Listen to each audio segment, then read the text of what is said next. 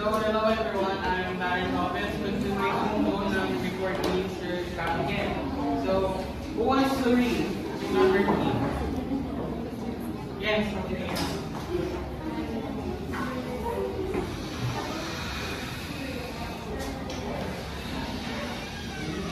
Proximity or nearness. Although proximity primarily refers to geographical location, it likewise for students in Batanes. Ano yung with? Yes. With is happen witness site.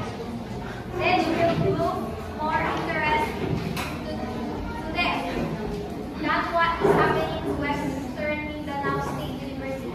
The imposition of no cell phone policy in Batanes State College with interest the Batanes readers for the zero education scheme of Aklan University. Okay, so proximity or nearness.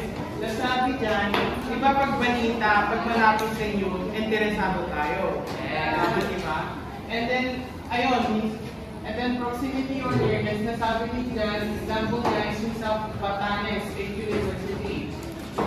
Nung sa yung mga estudyante doon, interesado sila sa yung policy nila kasi malapit lang sa kanila. Sila yung direct na naapektuhan. This is yung sa no cell phone policy nila. Proximity or nearness.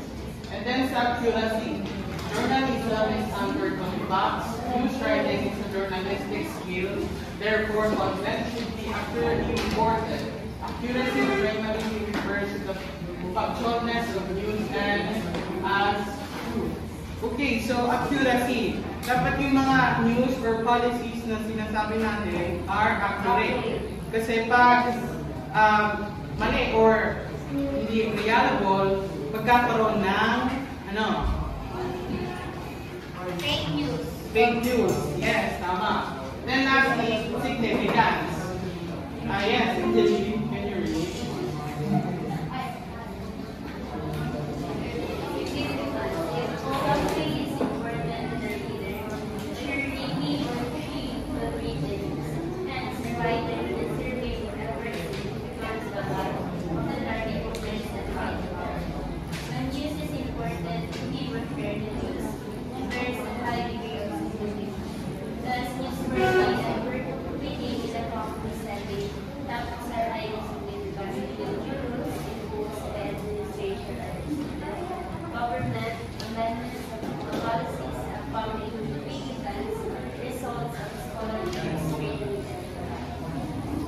So, significance, importansya ng news sa'yo.